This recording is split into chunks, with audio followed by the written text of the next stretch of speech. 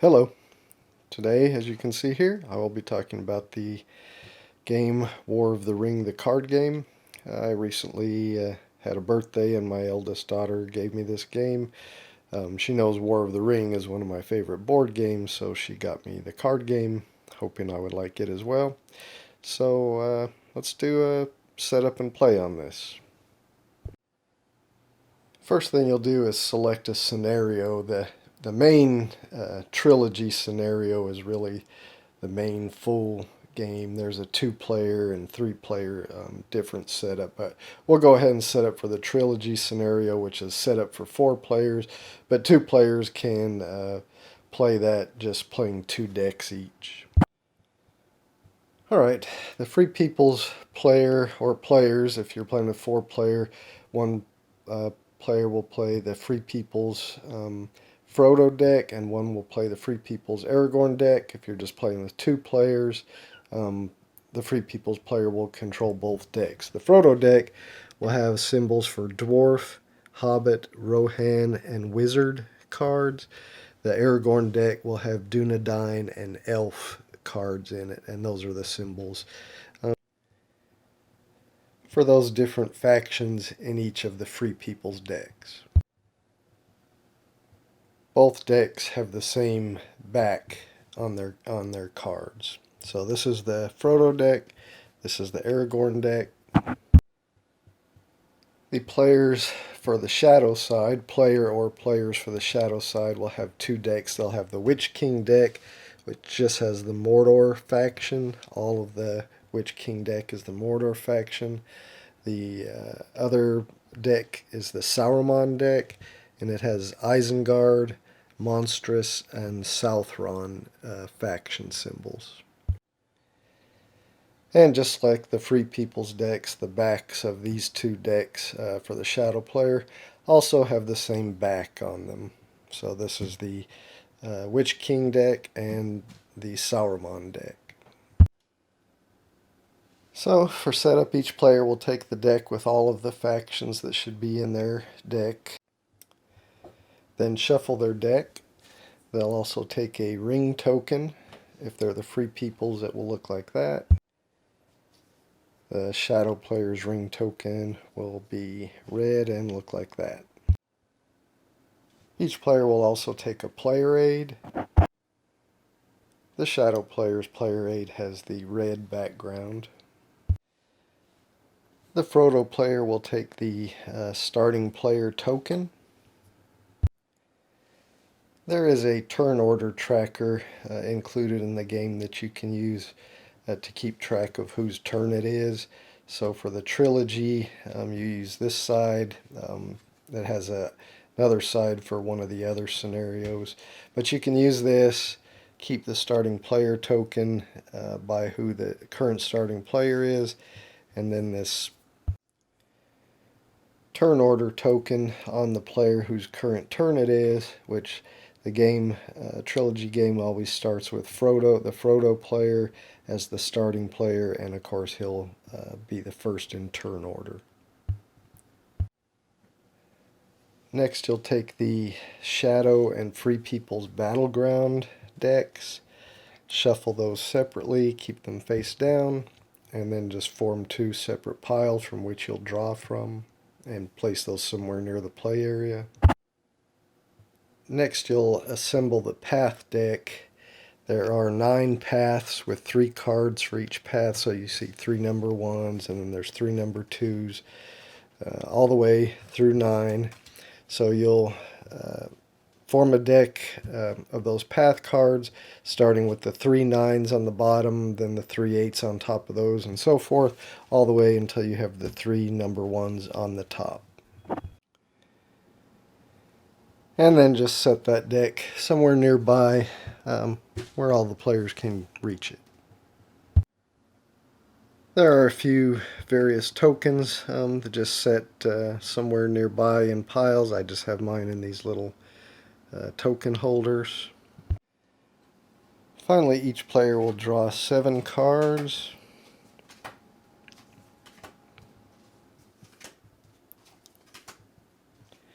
And then cycle 2, And cycle basically just means to discard. So you'll have a discard pile and an eliminated pile. Eliminated cards will not come back in the game.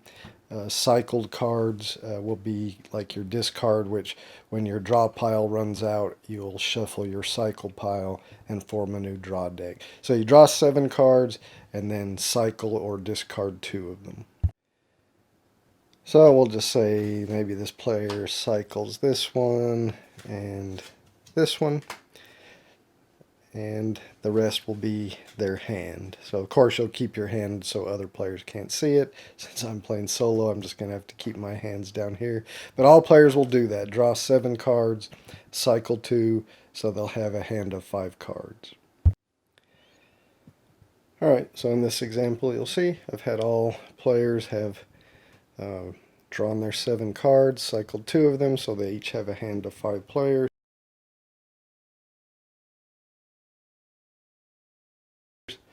Now, again, I'll be playing as if I was playing 2 players, so the Free People's player will control both of these decks, and the Shadow player will control both of these decks. If you were playing with 4 players, one Free People's player would control this deck, one Free People's player would control this deck, and they would be basically a team, and then the Shadow players would be a team with one of them playing this deck and one of them playing this deck. And ideally you'd be sitting across from each other, so the 2 Free People's players, one would be sitting here, one would be sitting over there, and the one Shadow player would be sitting here and one would be sitting here. But of course on my table here playing solo, I've just got them all lined up down here, but that works fine too. And that's it. We're done with setup, so now we'll move on to how to play. Alright, so how do you play? Well, the first thing that happens in a game round is the starting player will perform the location step, where they will activate 1 battleground and 1 path. Now the starting player at the start of the game is Frodo. Then at the next round it will move, and the Witch King will be the starting player. The next round it will be the Aragorn player, and the next round it will be the Sauron player. But the first round of the game, Frodo is the starting player, so he will activate 1 battleground and 1 path. When you activate a battleground, you take 1 random battleground of the side that matches the player who's taking the location step action. So Frodo is the Free People's, so he will choose a random battleground from the Free People's stack of battlegrounds. Now I shuffled these, so I'm just going to take the... So we got Minas Tirith. The Dunedain player may forsake 1 card to draw 3 cards. Now forsake basically means eliminate a card. So when you forsake a card, you can forsake a card from your hand. You can forsake a card that's in your reserve. We haven't talked about playing cards to your reserve yet, but at this point of the game, the Dunedain player doesn't have any cards in his reserve. Or you can forsake the top card of your draw deck, but you don't get to look at it until after you've decided whether you're forsaking it.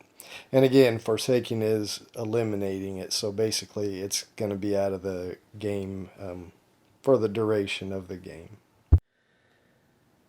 So in this case, the player or the side with the Aragorn deck could decide if they want to forsake 1 card to draw 3 more cards into their hand. Just for this example, we'll say they're not going to do that.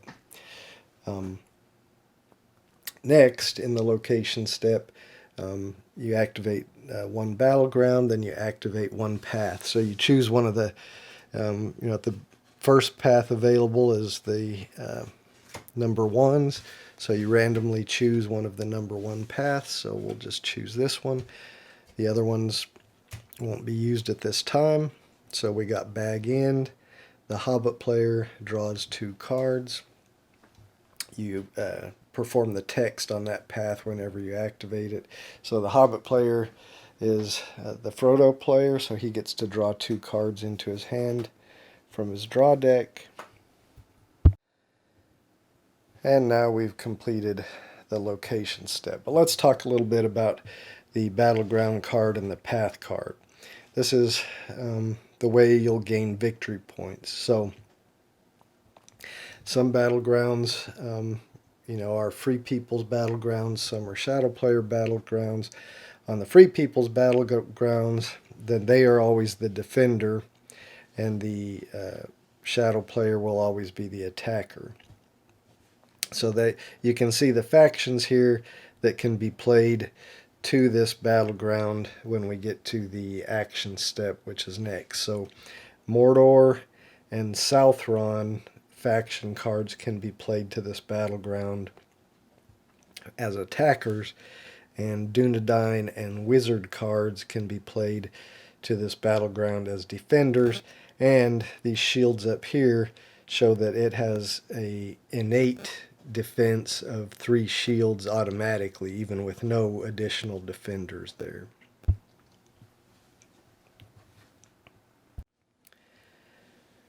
Whichever side, when we get to the combat step, wins this battle, they will take this battleground, and it's worth 3 victory points. Now paths, on the other hand, only certain characters can be played to the path, and the Free People's players are always the defender of a path, and the Shadow player is always the attacker of a path. And you can see that it has 1 victory point for the Free People's player if they end up winning the combat at the path when we get to the combat step. If there were some innate defense, it would be shown here, but on this case at Bag End there's not. If the Shadow player ends up winning a path, and we'll talk more about this when we get to combat, but they will gain a number of victory points equal to the difference in the number of attack icons and defense icons that are played to this path. So anyway, we've now completed the location step. Now we go to the action step. And again, starting with the first player, they can, which is the Frodo player, they can take an action. So one of the actions you can take is to play a card from your hand. Now whenever you play a card from your hand, you must cycle a card or discard a card at the same time. So if you play a card, you have to cycle a card. And you cycle a card before you end up resolving the text on the card you are playing. So you always cycle the card immediately and then play the card you're going to play. So when you play a card, there's different types of cards. You can play an army card. An army card will have a banner up here, and it will also say down here, like this is Rohan Army. Now you can play an army to a battleground. However, now the Frodo player couldn't play this card, this army, to the battleground, because the only armies that can be played here, or faction cards that can be played here, are Dunedain and Wizard on this battleground, and this is a Rohan card. So this army could not be played to this battleground. Armies cannot be played to paths, so you could not play an army to a path. You can play an army to your reserve. Now your reserve will just be an area somewhere in your play area where you can place cards that are in your reserve, and then they'll be available to you later. And some cards that are in your reserve may have a power, give you some ability while they're in the reserve. For example, if on the Aragorn player's turn he played this Halbarad card into his reserve, when it's in his reserve he can use an action and cycle this card to take Strider or Aragorn from the draw deck into his hand. So some cards will have a power that can be used when they are in your reserve. So again, you can play a card to a battleground if it's an army card, to a battleground if it's allowed to go there, if it's of a faction that can go there, or you can play one to your reserve. And just to show a shadow player's army card that has a banner symbol like this, and of course the card will always say army down here, so like this is a Mordor army. That could actually be played to this battleground because the Mordor faction cards can be played there. Alright, another type of card you might play is a character card, and the character cards will have a sword symbol up in this right hand corner. They'll also have their faction, like this is a Hobbit faction. And of course, a character card will always say character down here. But a character card can be played to a path if in this section it shows a range, a number or range of numbers that corresponds with the path number. So this is path number 1. This card can be played to paths number 1 through 9. So you could play Merry to a path. And then he contributes this defense icon. So he contributes 1 defense. It may also have some text that needs to be resolved. For instance, this one may be played or moved to a Rohan battleground and supported by a Rohan army. If eliminated in path combat, cycle this card along with any wielded items. Well, we haven't talked about exactly how combat works or wielded items work, but I'm just showing that a character card can be played to a path as long as the path number or range of numbers here corresponds to the path that's currently active. A character card can also be played to your reserve, for use later, or it may have a power that comes into play when it's in reserve, if it says if in reserve, which this one doesn't. A character card can also be played to a battleground.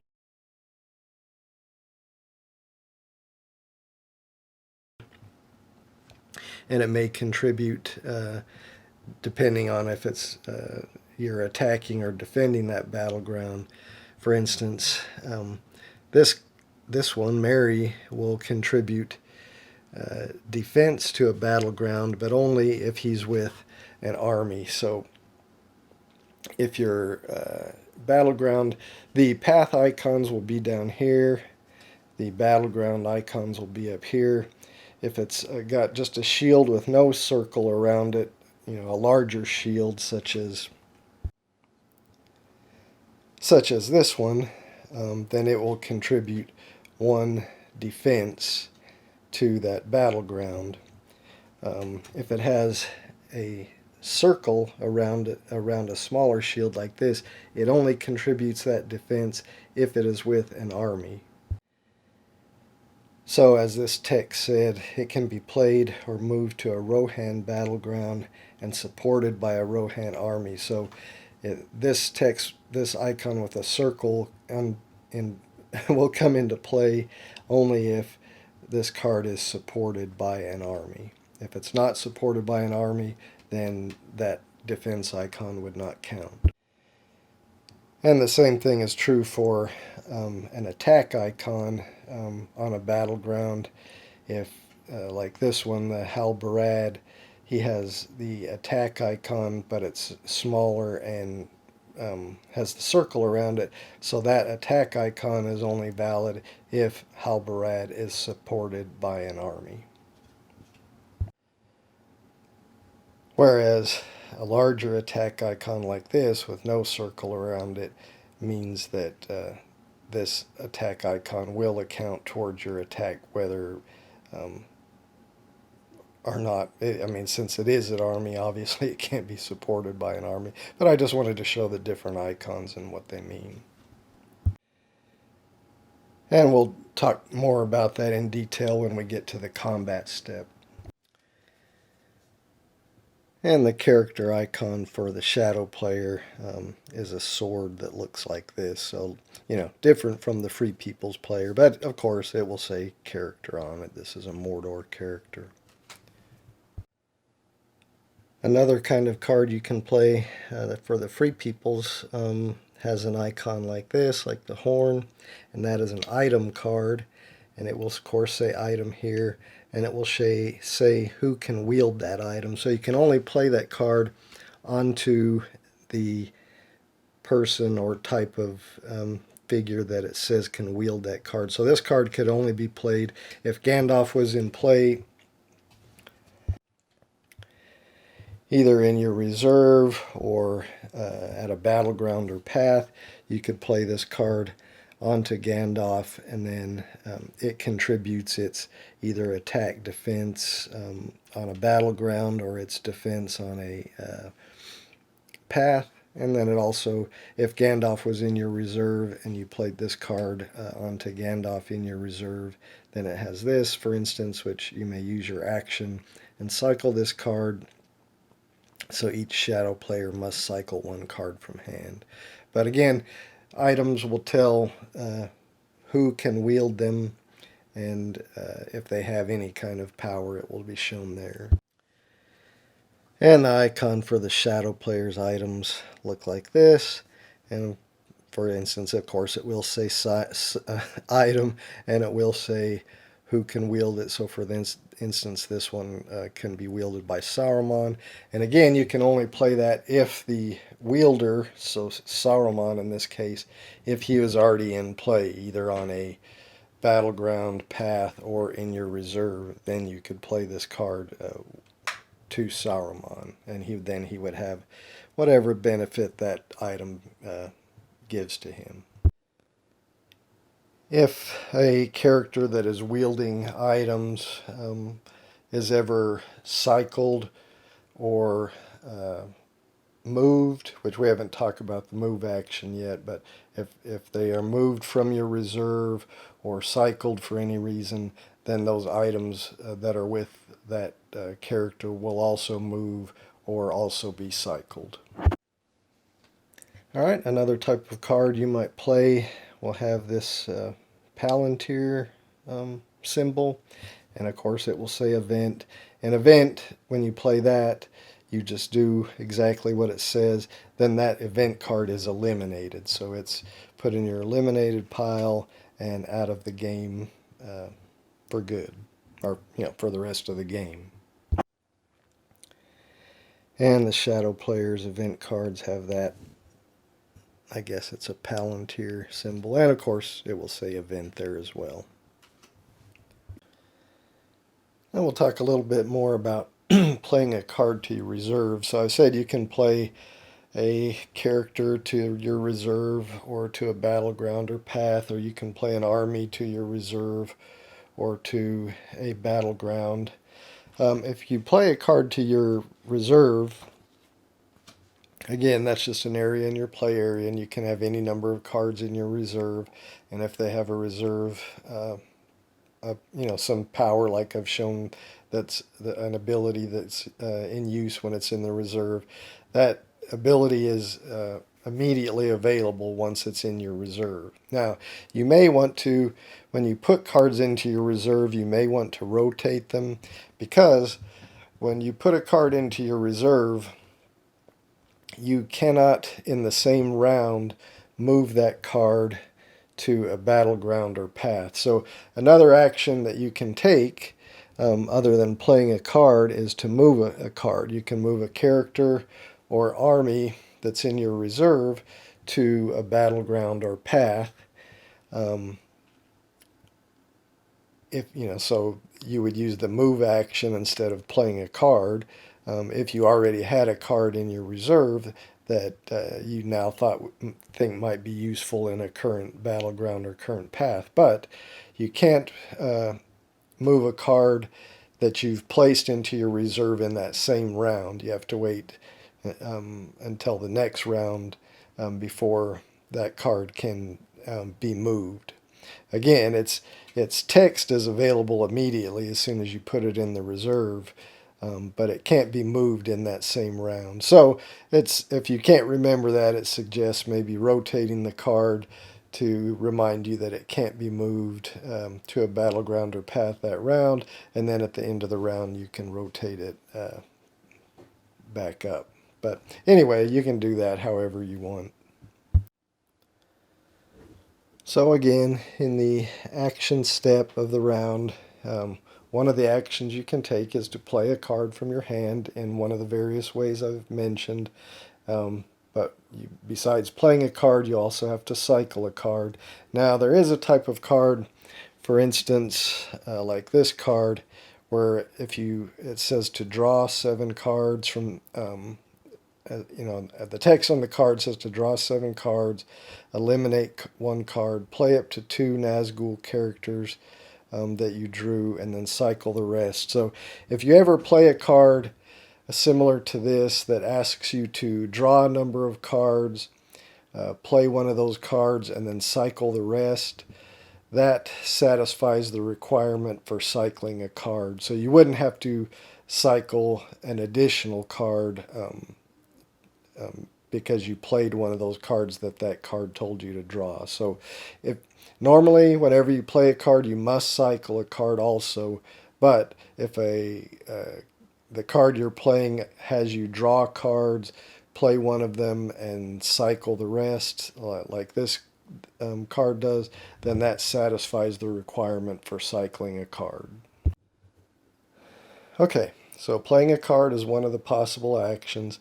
Another possible action you can do is just to cycle a card. So you could just take a card from your hand and cycle it, and that's an action. So now you don't have to cycle another card. Also, again, you only have to cycle a card when you play a card, either to a battleground, path, or your reserve.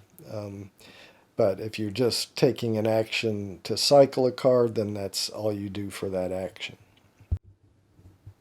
Another action you can do on your turn, which I've already spoken about, is to move a card from your reserve. So if this card had been placed on your reserve in a previous round, because remember I said you can't move a card that you placed in your reserve this round, but if this card had been placed in your reserve in the previous round, then for an action you could then move it to a battleground if it's an army. So I could move this to a battleground. If it was a character card, I could move it to a path.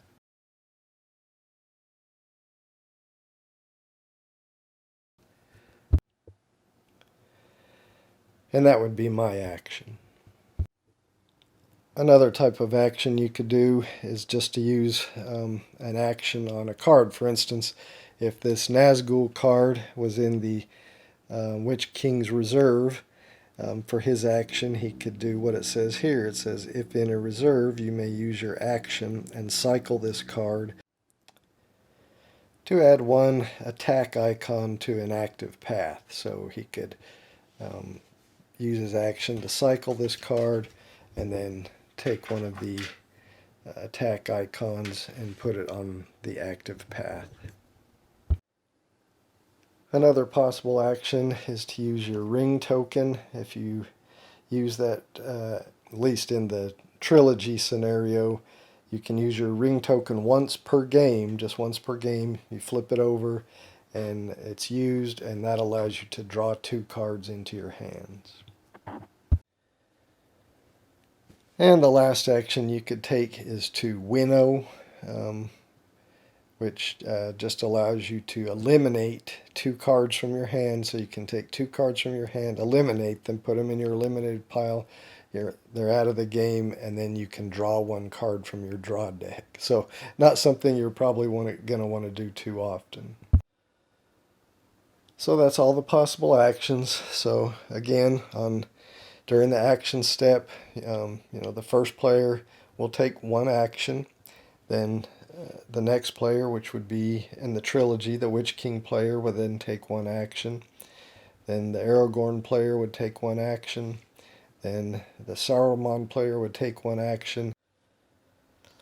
And then it would come back to the Frodo player, and then he could take another action, and so forth. Keep going around, players taking actions until all players have passed. So instead of taking an action, you can pass, but only if your hand has a number of cards in it equal to or less than your carryover limit. So at the beginning of the game, everybody's carryover limit is 2 cards. So you can't pass until you have 2 or fewer cards in your hand. You can also pass if the number of your of cards in your hand is less than the number of cards in each of the enemy player's hands. So those are the 2 ways you can pass. If your hand limit is equal to, or if your hand size is equal to or less than your carryover limit, or if your hand size is less than the both enemy players' hand size, then you can pass then as well.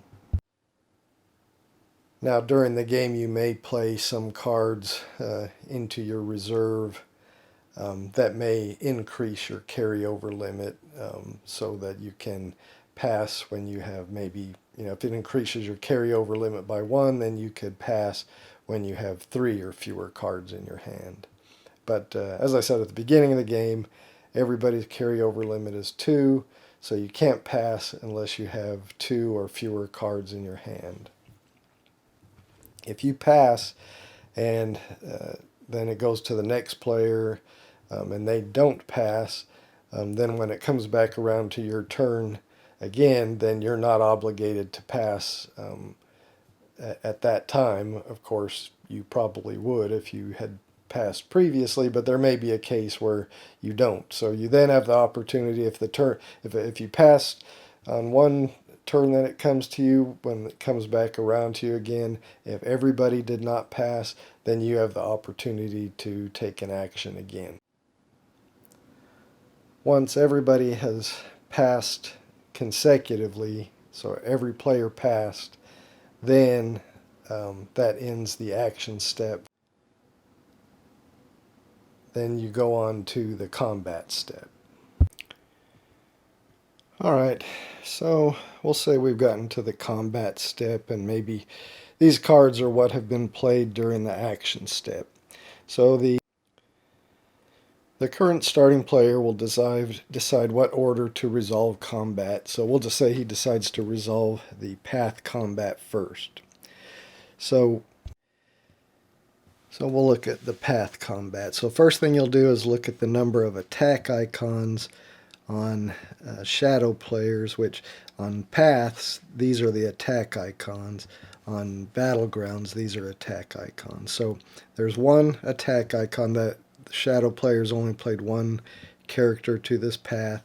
It was able to be played there because it could be played on paths 1 through 3 or 5 through 9, and this is path 1. So one attack icon. Then if there were any defense icons on this path, which there aren't, but if there was, you would cancel a number of attack icons depending on how many defense icons were on the path, or defense tokens that may have been added through game effects to the path. In this case, there's none, so there's still one attack icon that hasn't been canceled. Since there's one attack icon left over, then we go to Free People's characters that have been played there and use those characters to cancel attack icons. So in this case, Mary has one defense icon there. This is for the paths. So his one icon is used to cancel this one attack icon. Since he had to use his defense icon to cancel that attack, he is eliminated. So his card would go into the eliminated section of his the Frodo player's play area.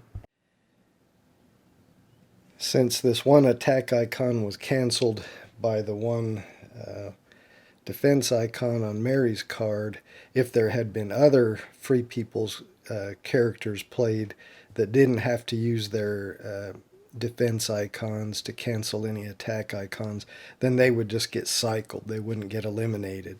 But if even one of your like if Mary's card had two defense icons and he only had to use one to cancel the one attack, his card still would have to be eliminated. So if Free People's card even has to use one of its defense icons, then it gets eliminated. So then, since all the attack icons have been canceled, at this point the any characters that the shadow player had played are also eliminated. So it goes to his eliminated pile. Now, even if he had had more characters here with more attack icons that could not be canceled, it doesn't matter. Any characters that the shadow player played to a path, after you determine whether there's a surplus of attack icons or if they've all been canceled, any characters that were played to the path are then eliminated.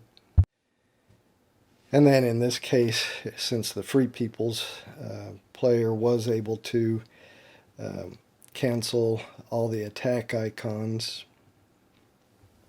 they then take this path card and put it in their scoring area, and it'll be worth 1 victory point for them at the end of the game.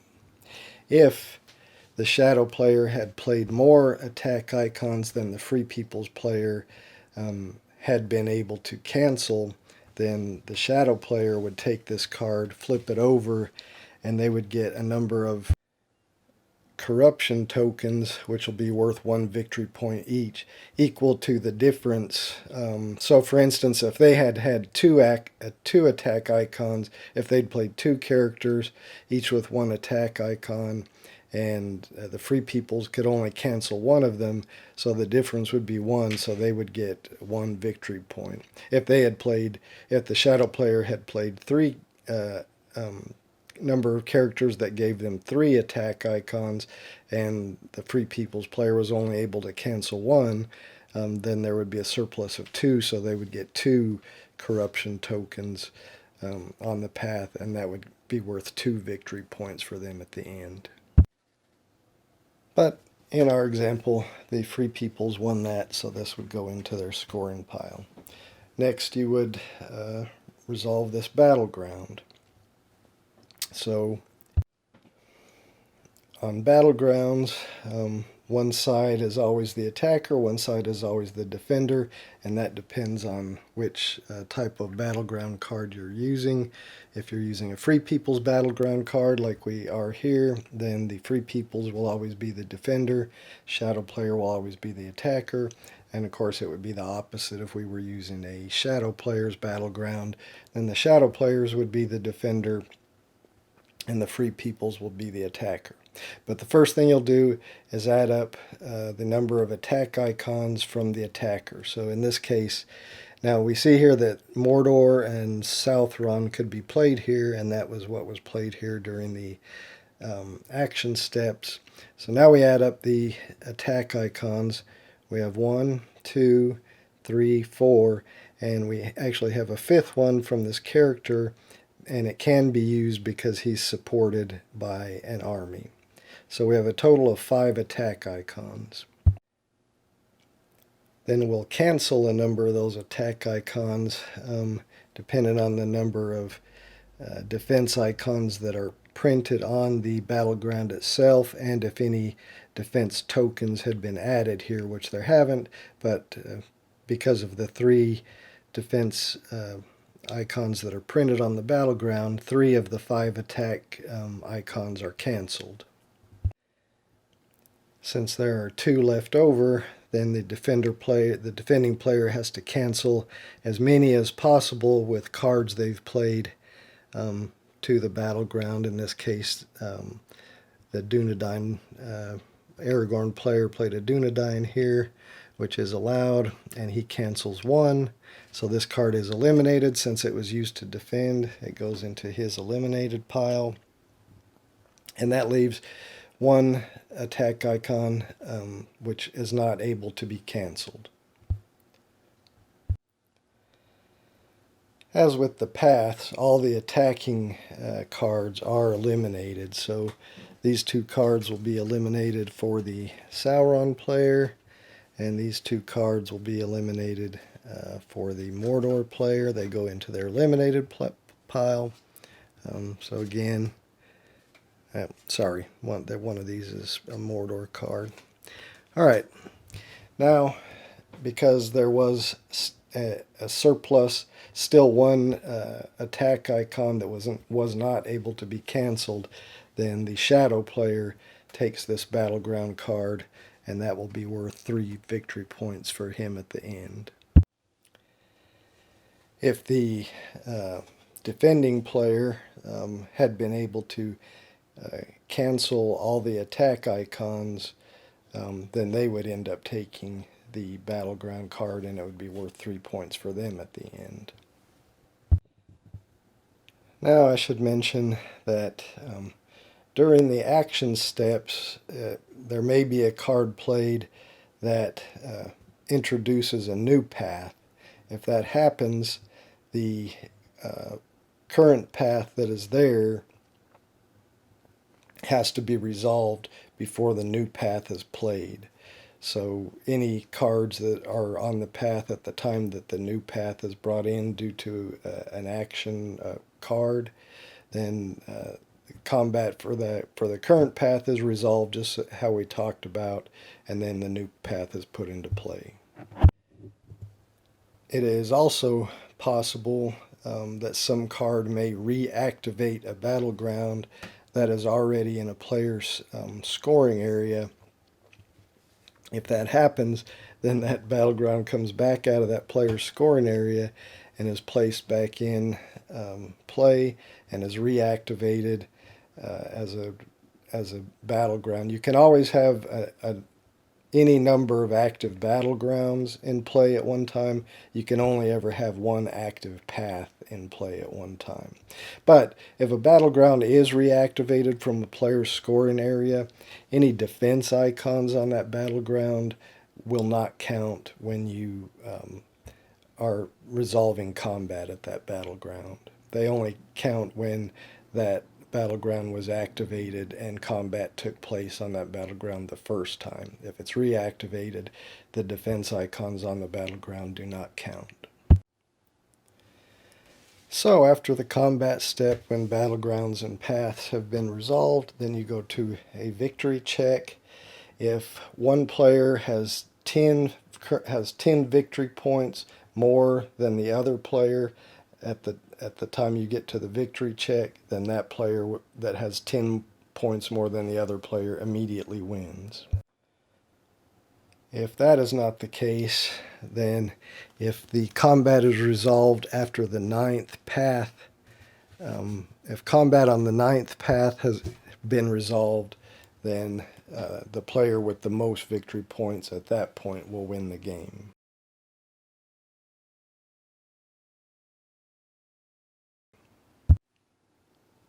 If neither of those things happen, then you go to the draw step, where Free People's player will draw 3 cards into their hand. Each Free People's player will draw 3 cards into their hand. Each Shadow player will draw 4 cards into their hand. And then there may be some game effects, like a card in reserve that you've played into your reserve, that may allow you to draw an additional card or something like that. And then you'll start a new round. If the game didn't end, you'll move the starting player to the next player here, so to the Mordor player, along with the current player token. And then you start a new round with the location step, where they will draw a new battleground. This time it would be a Mordor battleground, since it'll be a Shadow player battleground, since it's the Witch King player who's the starting player. And then no more number 1 paths can be used. You always start with the next higher path from the one that was currently resolved. So you would choose randomly one of the number 2 paths, put that in effect, and then you'd start with your action steps. And that's pretty much how the game is played. So let me get everything set back up, and we'll go through a few example rounds. Alright, I think I've got everything set back how it was right after setup. Each player, I reshuffled and drew 7 cards and cycled 2 for each of them, so they each have a hand of 5 cards. I've got their hands underneath their rings. The first player will be Frodo. So he'll look at his hand of cards. First thing we'll do is the location step. Sorry. So Frodo will activate one battleground. He'll take one random battleground from the Free People's Battlegrounds. So he gets Lorien. He looks at its text. The Shadow Battleground Dol Guldur must also be activated or reactivated. Okay, so we have to also find the Shadow Dol Guldur battleground. So let me get that. Alright, so I've got both of those. Remember, any number of battlegrounds can be active. Only one path can ever be activated. Alright, so now that I activated Dol Guldur, it says the Free People's Battleground Lorien must also be activated. Well, that's already happened. So, alright, so the final thing we have to do then is draw one path at random from the number ones. So we'll just take this one. And we got Gildor's Encampment. The elf player draws one card and then cycles one card from their hand. The elf player is Aragorn. Remember, he's got the Dunedain and the elves in his deck. So he'll draw one card and then cycle one card. So he'll draw one card into his hand and then find one to cycle. Alright, he's going to cycle this Knights of Dol Amroth. Put that in his cycle pile. Alright, so now that is the location step. So now we go to the action step. And again, starting with Frodo since he's the starting player. Alright, so he's going to play a card. He's going to play Sam to his reserve. So we'll just say this is his reserve. Now because he played a card, he's got to cycle a card. So we'll just say he's going to cycle this Riders of Rohan. Alright, this is in his hand, this is in his reserve. Alright, that's his turn. We now go to the Witch King player. Alright, we'll say the Witch King player is going to play this Mordor Orcs army to Dol Guldur. Remember, he's the defender here, since that is a shadow battleground. So it has a 2 shield defense, and he can play this one there to add another shield of defense there. So that's what he's going to do. Now he played a card, so he must cycle a card. He's going to cycle the Lidless Eye. That really can't be used until Path 9, so no point in really having it right now. So that's what he's going to do. Alright, so now we move the token down to Aragorn. It's now his turn, so he'll see what he wants to do. He's going to play this High Elves army to Lorien. It can be played there because elves and wizard factions could be played there. This is a Free People's Battleground, so he's defended. The Free Peoples are defending there, so he'll play this there. That'll give him 2 additional shields of defense along with the built-in 2 shields for Lorien already. So that'll be a total of 4 defense there. Now he's got to cycle a card. And he'll cycle this Denethor card. Alright, that's his turn. Now we move the token, and now it is Saruman's turn. Saruman does not really have anything good to play because neither of these battlegrounds allow Southron or Isengard type units. This one does allow monstrous, but his only monstrous is Shelob, which is good on a path, but doesn't really seem to do anything for a battleground. So that's not very helpful. So he's just going to play this Haradrim cavalry to his reserve, and then he will cycle this Ugluk Isengard character, and that will be his turn. Alright, that brings us back to Frodo's turn again. So he could play a card from his hand, or he could move Sam to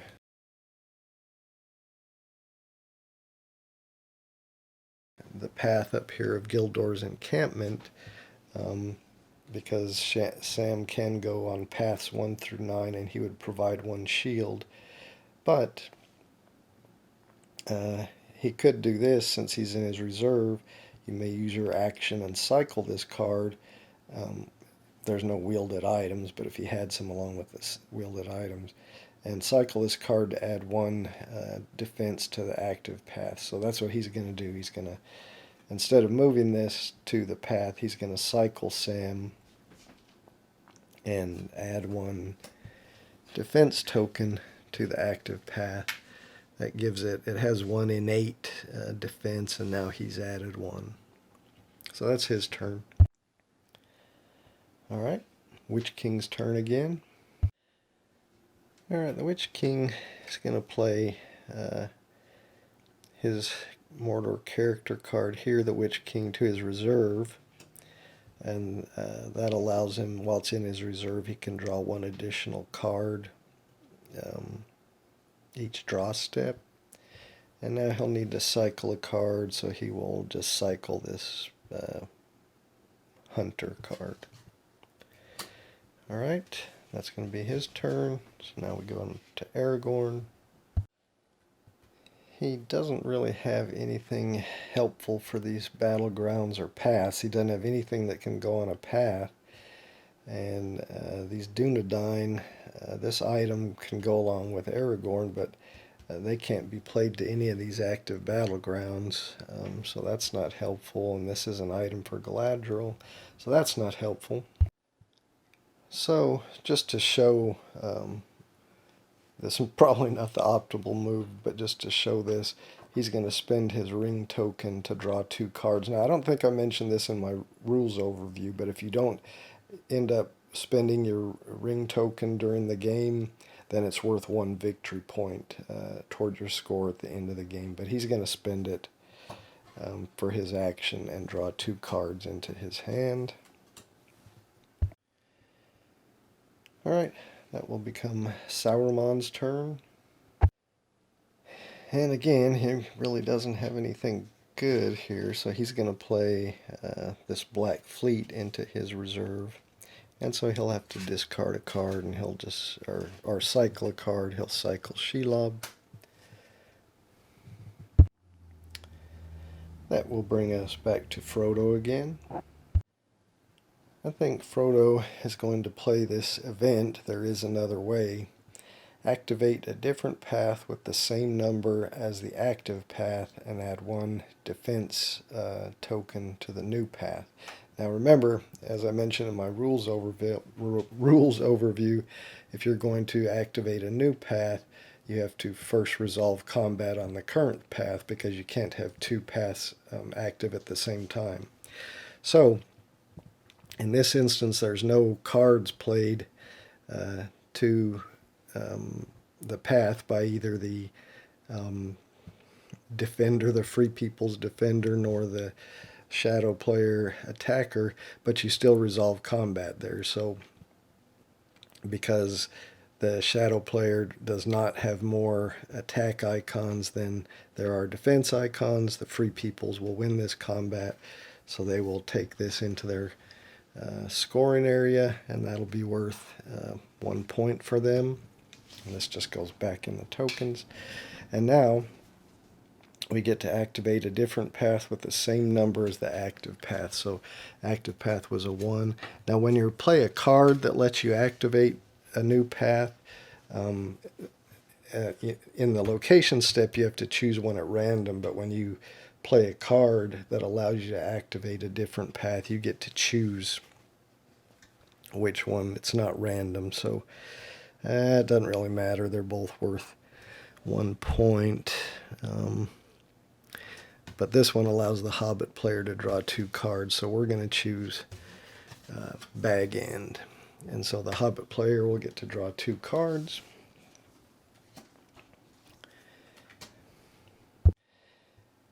Now, actually, before I drew those two cards, I should have cycled a card because I played this event card. So I'm going to cycle this Shadowfax card. And then now this event card that I played goes into my eliminated pile. Okay, and then there's the two cards I drew. Oh, and we have to put a, because of the event, we get to put a defense token on that new path that we activated. Alright, so Frodo had a good turn. We'll now go on to the Witch King. He's only got this card here left. I guess he could play that. He could play that to this path. But I don't know if that's worth it right now. I think he's just going to pass. He's down to one card, which is below his carryover limit, and he also has less cards than the other enemy players, so he's just going to pass. I mean, he could move his Witch King up to this path,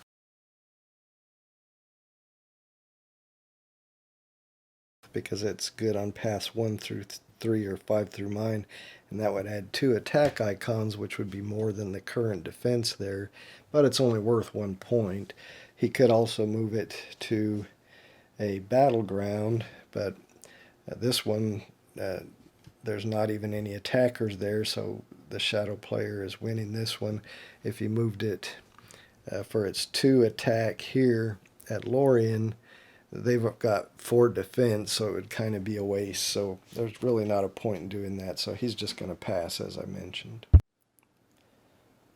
All right, Aragorn's turn. All right, he's got this High Elves army, which he drew when he flipped his ring there. So he's going to play these High Elves to Dol Guldur. And then since he's playing a card, he's got to cycle a card, so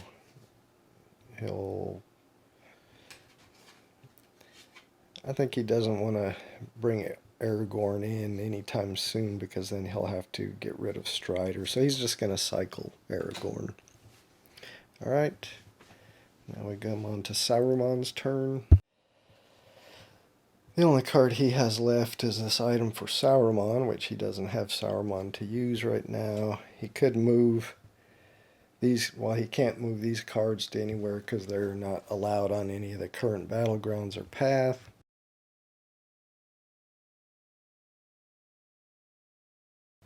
You know, he could do the action, if in your reserves you may use the action and eliminate this card to activate another battleground, you know, Peligreer, and this one lets him activate Minas Tirith. But I don't think he wants to do that right now, so he's going to pass as well. Alright, that'll bring us back to Frodo. I think he's just going to play Merry into his reserve. And so since he's playing a card, he's got to cycle a card, so he'll cycle this one. That's going to be his turn. He's going to go to the Witch King. Witch King is just going to pass again. Back to Aragorn. He's going to play this Dunedain item to a Hobbit. So he's going to play that. Merry is a Hobbit, so he's going to play that to Merry. So that's an item that Merry can wield, which will allow him, if he goes to a path, he takes it with him and gives him another defense.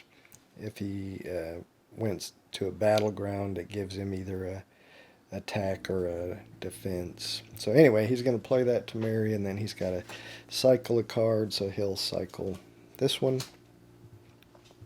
And now we'll come back to Saruman, who he's just going to pass again, which will bring us back to Frodo. Frodo's just down to this card. He's going to pass. Bring us back to the Witch King. He still just has the one card and nothing he wants to do. He's going to pass again. Bring us back to Aragorn. He's down to one card. he's just going to pass as well. So now everybody has passed consecutively, so that's going to end the action step. All the players were down to one card, which is below their carryover limit of 2, which most players start with, so they were all able to pass. So we ended the action step. We now go to the combat step.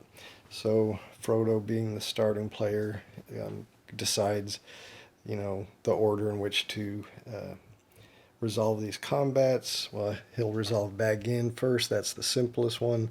There's no attacking players.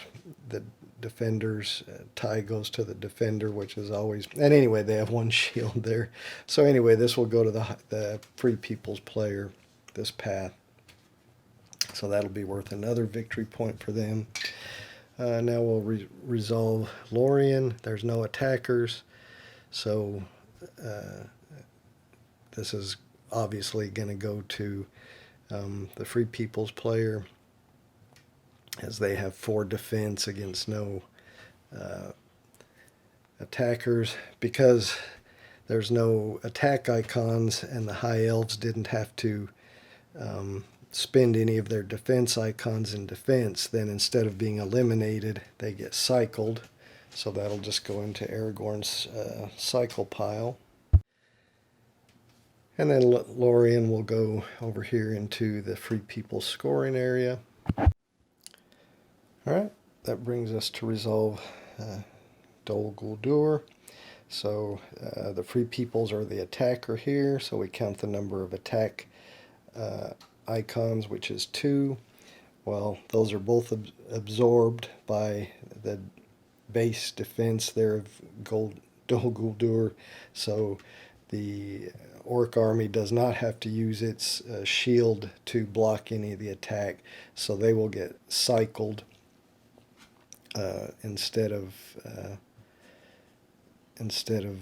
eliminated. If they had to use at least one of their shields to block the number of attack icons, they would be eliminated.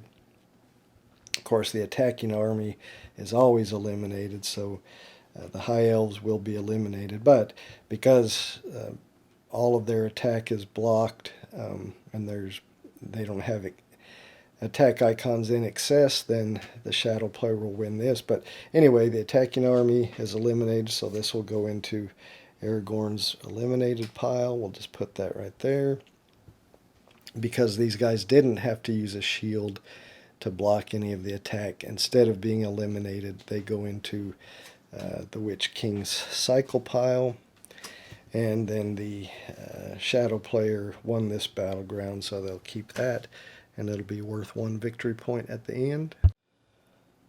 Alright, then we go to the victory check. First, we see if anybody has 10 points more than the other. Free People's players have 4 points. The shadow player has 1 point, so only a 3-point difference, so nobody wins because of that. So then the other victory is if you've completed Path 9, which we haven't. We did complete Path 1 now. This will be moved out because in the next location step, you always go to the next higher path. So we will do that here in a minute. But so nobody wanted the victory check. We go to the draw step. So each Free People's player draws 3 cards. So Frodo will draw 3 cards into his hand. Aragorn draws 3 cards into his hand. Each shadow player draws 4 cards, but the Witch King played this card that while in his reserve draw 1 additional card each draw step, so he'll actually draw 5 cards.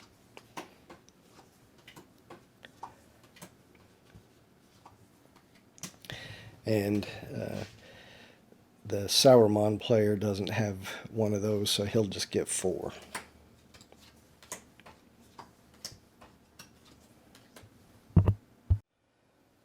Alright, finally the starting player token is moved. If you're using this, you just move it over here to the Witch King and he'll get the turn order token. And the new round would start with the location step, starting with the Witch King player. So the Witch King player would draw a random battleground from the shadow players. battleground deck, and then one of the random. Then he would choose one of the three.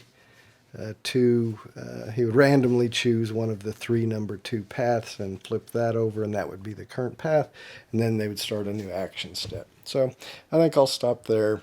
I've shown a full round. That gives you a good idea of how the game plays. I wasn't able to show every possible thing. Remember some of the other actions you could do. Besides move a card from your reserve, you can winnow, where you eliminate 2 cards to draw 1. You can use the well, I showed using the ring token, so or you can just cycle a card from your hand. So I showed most of everything. This game, it seems fun. War of the Ring, the board game, is one of my favorite games. I think I've mentioned that before. I don't get to play it nearly as often as I would like to, but I I get a lot more theme from War of the Ring, the board game, than I do from War of the Ring, the card game here. This game is fun, and the images are obviously evocative of Lord of the Rings, but it still doesn't bring to me the same theme, same feeling that I'm in, Lord of the Rings universe as the actual War of the Ring, the board game does. Now, of course, I've only played this one time, so maybe maybe the more you play it, you get the feeling more of the theme. But for me right now, just with one play, it kind of just felt like I'm playing cards. So I don't know. I did enjoy it, and I would like to play it, and hopefully will play it against another real player sometime soon. So we'll see. It's an enjoyable game, but still, it isn't equal to War of the Ring, and I guess it's not supposed to be. But anyway, enough blathering. Thanks for watching. Hope you enjoyed it.